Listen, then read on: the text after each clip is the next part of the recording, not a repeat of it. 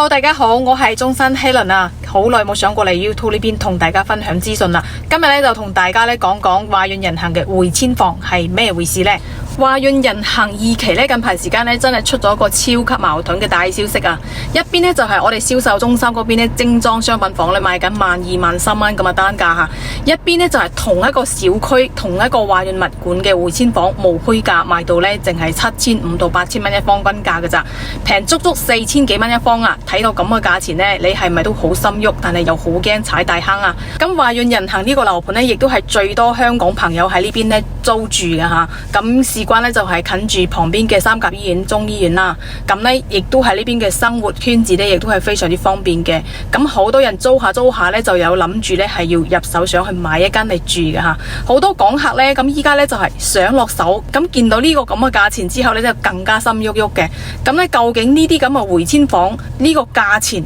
即係買唔買得過呢？有邊啲風險呢？咁今日嘅話呢，我亦都係一條片呢，就同大家講清楚嘅。咁我間門店呢，亦都係喺華潤人行2期呢邊個路口嗰度位置嘅。咁由呢塊地呢，就攞地起樓睇到依家呢，咁亦都係睇住佢呢個樓盤嘅變化嘅。咁我今日呢，亦都係一次性呢，就講晒我哋依家現場賣緊嘅貨品，同埋依家嘅嗰個回遷房嘅嗰個單價，同埋呢個回遷房有邊啲房源，房源呢分邊一種個種類，邊種可以入得手，邊種呢係唔掂得嘅。咁今日一條片呢，就講清楚晒俾大家聽下。依家銷售中心嗰邊賣緊嘅呢，就係2期嗰邊嘅得翻6棟同埋7棟呢邊嘅產品吓，得2個戶型嘅啫，95方嘅3房精裝均價嘅話呢，12000蚊一方嘅，仲有就係6棟呢邊嘅143方嘅大4房精裝均價嘅話呢，13000幾到過14500都有嘅，咁全部都係大精裝交付嘅。咁呢，而且個梯戶比呢比較舒適嘅吓，2梯4戶。咁大積嘅話呢，就係響6棟嗰邊嘅。咁住起身嘅話呢，固然舒適好多嘅。如果你係諗住呢，唔想自己去即係話去麻煩去裝修嘅話呢，依家佢賣緊嘅95方嗰隻戶型嘅話呢，其實都幾好嘅。都一家3口住嘅話呢，或者係香港嘅朋友想嚟呢邊養老嘅話呢，完全都係夠嘅，位置呢都非常之好噶吓。睇翻你自己嘅嗰個需求啦，再睇翻我哋小區入邊呢，就係嗰個回遷房呢，係緊鑼密鼓啊，辦緊房產證嘅回遷嘅吓。咁你睇下對比翻呢個價錢呢，就係最大嘅優勢嘅。咁但係呢，佢全部嘅回遷房呢，都係無批價嚟嘅，戶型呢，就係由65方嘅細2房去到呢128方嘅4房吓，仲有105方嘅嗰啲4房都係有嘅。咁佢嘅戶型呢，就同再售嘅之前1期、2期嗰邊嘅戶型呢，完完全全都係唔同嘅。2梯4戶又有，2梯5戶嘅都有吓，梯戶比呢會密集少少啊！我相信呢，即係由開盤到依家，如果你係未曾買到呢個小區嘅話呢，即係話依家你睇翻回遷房嘅價錢呢，一定都會俾佢呢個價錢所打動嘅吓。亦即係話呢，一模一樣嘅享受配套，出入門禁、游泳池、架空層，所有嘅會所功能室，全部都係共享嘅情況底下，咁樣嘅價錢呢，真係好吸引人噶吓。咁淨係睇單價嘅話呢，就係嗰個價錢佔到優勢啦。如果係我買同樣嘅一個積嘅話，即係可能大彈啊，即係慳翻大幾十萬啊吓。咁難怪呢，即係好多翻中山養老自住小投資嘅嗰啲朋友呢，都會瘋狂都嚟問我哋吓。咁佢哋諮詢嘅核心糾結呢，其實我都好清楚佢哋嘅明白擔心嘅嗰個心態係點樣噶吓，即係又想入手，但係呢又非常之擔心，特別係香港嘅朋友呢，佢上到嚟呢邊呢，即係話想要有間自己話獨立自己使用嘅房屋，但係對我哋大陸呢邊嘅房產嘅制度呢，佢係完全唔熟悉嘅。回遷房更加呢種特殊嘅房源呢，佢會唔會有問題啊？會唔會辦唔到證啊？或者係業主一家人分幾口人咁樣分屋嘅話，會唔會分唔均勻，有拗撬啊咁樣啊啲嘢，全部都係直接影響到我真係敢唔敢入手呢間房嘅咁嘅心態嘅。華潤人行呢，一向都係作為香港朋友呢北上置業嘅首選屋苑啊，交通方便啦，永東巴士就喺樓下啦，配套亦都齊全，同埋醫療呢都係非常之方便嘅。咁而家呢，第一波嘅回遷房呢，正式放證入市呢，等於俾咗我哋多咗個上車嘅機會啊。但係風險同埋機遇呢，一定要分清楚啊。呢批房呢就係分2類業主嘅，呢個講到重點啦，大家真係一定要記得呢，即係話係點個讚，收藏起身，慢慢去睇下。記住我講嘅以下嘅呢2個標準嘅話呢，就唔會亂踩坑啦。第一種嘅話呢，就係可以放心入手嘅回遷房，就係屬於我哋西區後山片區嘅本地居民嘅回遷房啊。呢幫嘅業主呢，基本上呢，即係手頭上呢，求其都有10幾20間在手揸住嘅。咁呢幫業主嘅話呢，佢好願意呢去繳咗稅之後，就先攞到房產證在手之後呢，佢先去買嘅。咁呢種業主嘅話呢，佢就係志在快手啲出手，因為呢後邊呢仲有成大幾百套啊，差唔多成700-800套嘅房，佢早買呢就早享受下。咁呢種房源嘅話呢，就係證件清晰啊，獨立嘅產權，拆遷補償呢手續齊全嘅，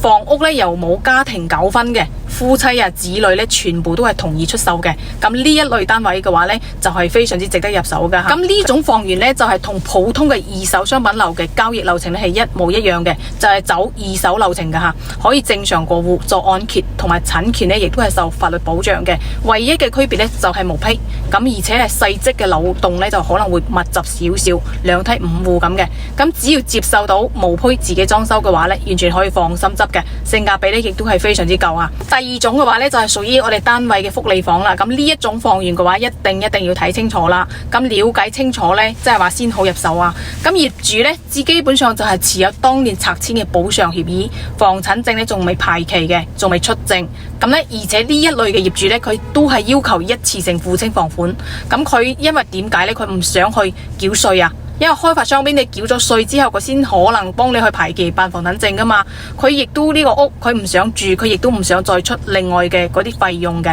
咁佢只想呢開發商呢直接呢走轉名嘅一手交易手續。咁呢種風險嘅話呢係非常之大噶。佢通常都會要求你呢一次性付款，付完款之後呢，佢就話我去同開發商嗰邊去溝通點樣噶。咁好多時嘅話，你睇到個價錢讓你話咁大嘅情況底下呢，就落咗訂啦。到後尾嘅話呢，可能你要面臨嘅風險就係呢，仲有面積嘅補差未結清啦，家庭嘅成員產權未曾分割清楚啦，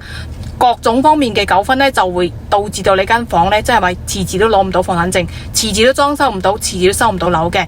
咁好多啲朋友呢，睇到呢啲價錢呢，佢有讓利咁大嘅空間嘅情況底下呢，就會應承話落咗大訂吓，跟住聽個業主講話幾個月就出到證噶啦。但係呢幾個月你變數非常之大噶，你大喇喇俾咗成幾十萬人哋啊，業主呢隨時呢，即係屋企人反對出售啦，或者係業主呢，佢欠咗外債啊，房屋俾人查封啊，辦證或者係周期即係無限拖延，中途業主或者係加價或者係反悔，或者即係話內地同埋香港兩邊走，即係到時候個維權呢個費用非常之貴就唔講啦，嘥時間先至好煩噶。就所以呢，特別係香港嘅朋友呢，千祈唔好話貪平呢去冒呢個險嘅，一定要識得呢，即係話揾個靠譜嘅嗰啲中介呢去識別呢個房源嘅安全性先好入手。一句講晒，我哋買間屋呢，無非都係想換個環境，然之後享受生活，即係話安全可以攞低，跟住嘅話呢，就可以快速入住咁嘅啫。即係唔好話貪平呢，到時候真係揀錯房源嘅話，搞到自己周身蟻吓。最後總結翻嘅呢，就係銷售中心嗰邊賣緊嘅商品樓呢，就係勝在呢，就係大裝修，即係乾手淨腳，你自己簡單執下，買啲私人嘅家私家電